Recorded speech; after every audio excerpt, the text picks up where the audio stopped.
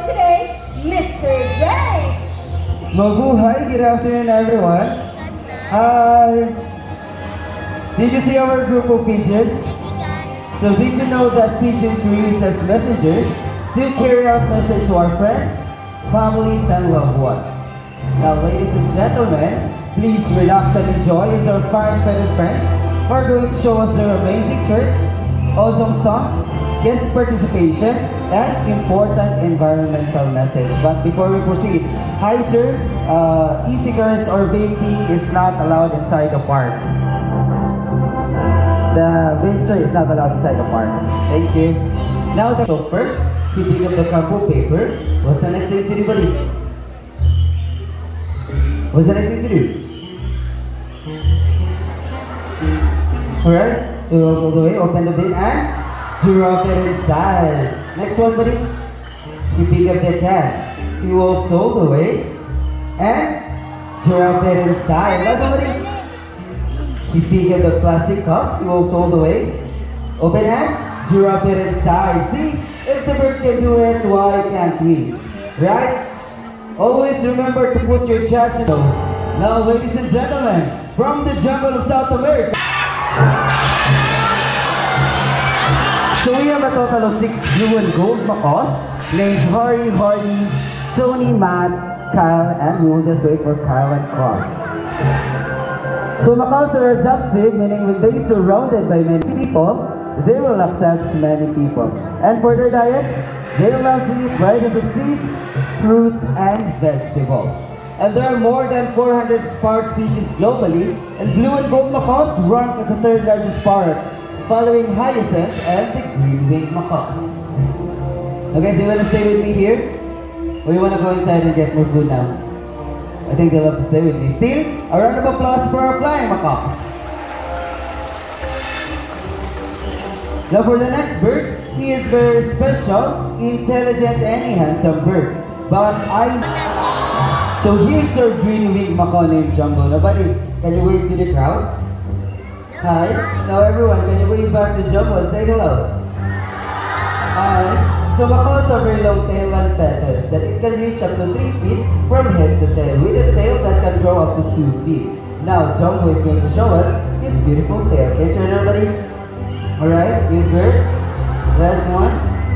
Good bird. As you can see, most of their colors is outside of their body and less color is under their wings. Now Jumbo is going to show us his beautiful wings. But first, can you say wings? Last one everyone, say wings. So macaws' feet are zygidactylous, meaning they have 2 toes that point forward and 2 toes that points backward.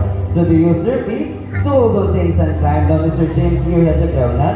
He will place it into the plastic basket and let's see how Jumbo gets his reward. So look everyone, be careful about the plastic basket and get his reward. Now we're using reward system to recompense the intelligence and effort of our bird. And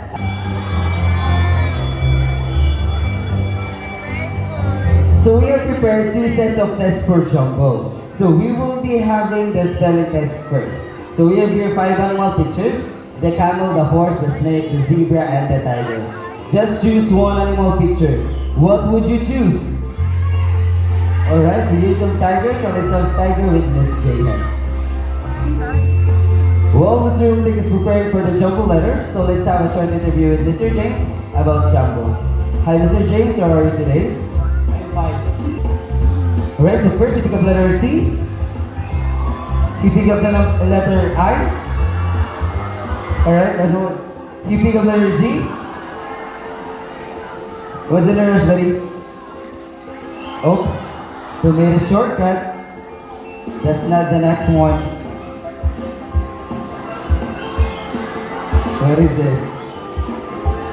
Wala paglangga mo. Is it R? You made a shortcut to pick up letter R. Let's do it, buddy. You pick up letter E. So tiger spells T-I-G-E-R. Is it correct? Alright, now it seems to be too easy for... Alright, Jumbo buddy. What is 5 plus 7? ngayon ako answer. So no worries, I will ask another question with Mr. James about Jumbo. Now, Mr. James, I'm curious about what are Jumbo's favorite subject? English and math. So English and math. Now, Mr. James, I'm curious about where did Jumbo go to school? University of Cebu, Samar. The Jumbo studies at the University of Cebu Safari, everyone. Everybody? What is 5 plus 7? Where's the first? Pick up the number 1. And for the last one, what is it? 3, 2, or 7? Make sure that's right, buddy. So thinking. And you pick up the number 2. So 5 plus 7 is equals to 12. Is it correct? Alright, so a round of applause for Green Makane, Jumbo. Alright, Sansil, don't make extra movements as I want you to meet. So our cute and fluffy sun communicates, Bunny.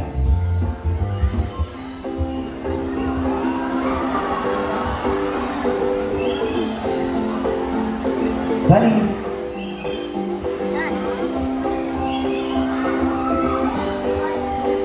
They're playful, social, and had a loud voice. It can be seen toward northeastern part of South America, like Venezuela and Brazil. So if you want to try to feed our son,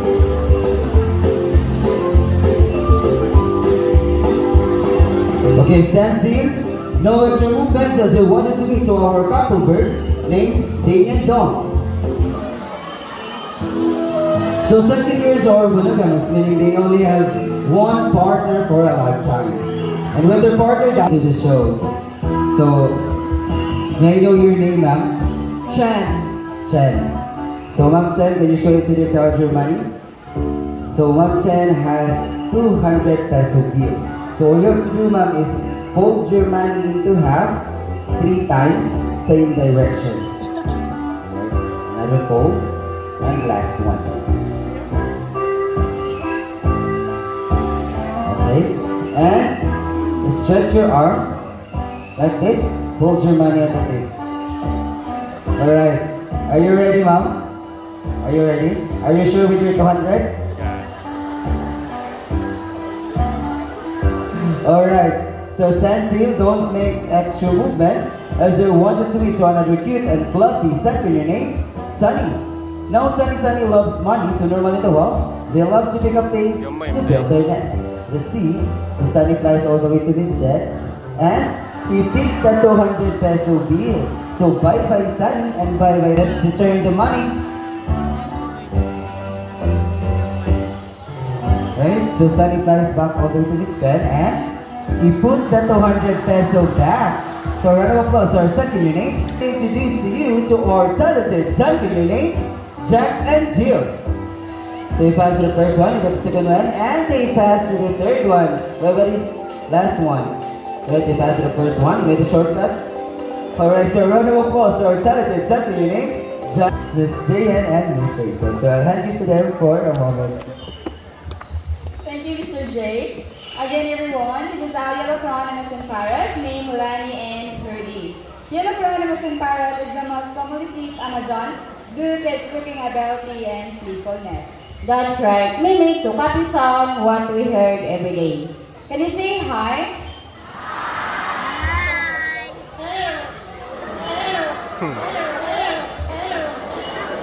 They can mimic the different sounds of animals, just like a rooster, a cat, and a dog, and also mimic a telephone ringing and a whistle. Okay, but the rooster. Okay, how about cat?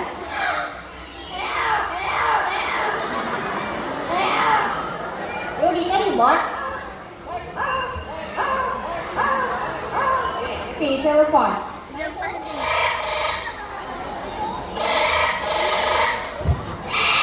Okay, how about whistle?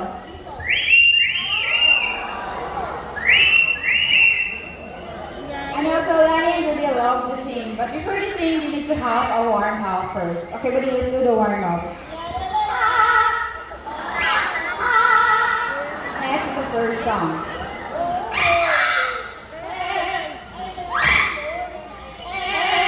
Okay, again.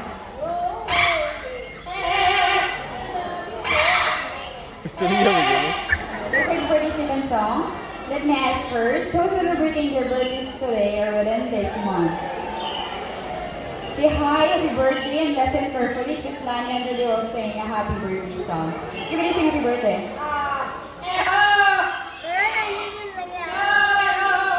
Okay, again. Okay, again, sing happy birthday.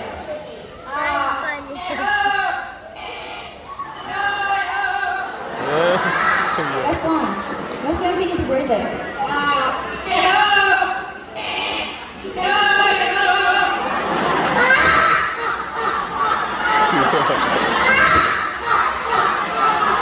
So everyone, a round of applause to Moody Bird, named Lani and Jody.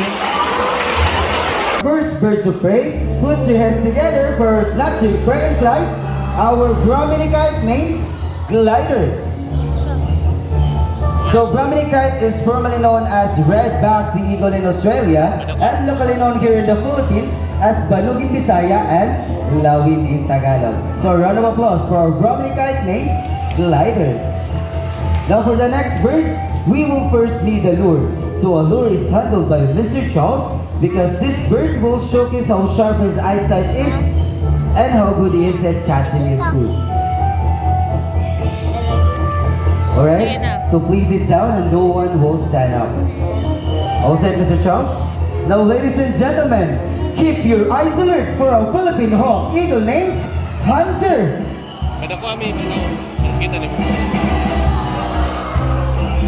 Nice catch, Hunter. Now we have here again Mr. James. So he is the real food or the real prey as Hunter will let it go of the lure without an exchange. And as you can see, Mr. James is wearing a thick gloves to protect himself from the sharp talons of the bird. And Philippine hawk eagle is under the list of IUCN as endangered species threatened by habitat loss. Considered as a region raptor that can grow up to 65 to 70 centimeters with a wingspan of 105 to 125 centimeters. So a round of applause for a Philippine hawk eagle named Hunter. Asang po sa Now from the medium-sized birds of prey, let's meet one of the largest birds of prey we have here in Cebu Safari. So with that, please sit down and do not try to reach out this bird. I think we're all set. Now ladies and gentlemen, for our grand finale, keep your heads up high for a white-bellied sea eagle named Marina. So white-bellied sea eagle, also known as white-breasted sea eagle or king of the sea. It has a white plumage from head down to its underparts, and its back and wings are dark gray in color. Considered as a large raptor that can grow up to 75 to 85 centimeters with a wingspan of 180 to 220 centimeters. So a round of applause for our white-bellied sea eagle named Marina. And to see in this moment, we have here flying lorries all the way from Australia. So we have a total of lorries, the dusky lorries, and the chattering lorries. And to make this more memorable, we have here the symbol of love and peace, prosperity and harmony, our group of pigeons. And also our scarlet ibis, all the way from South America. But before we totally end the show, let me introduce you to the people behind of this success.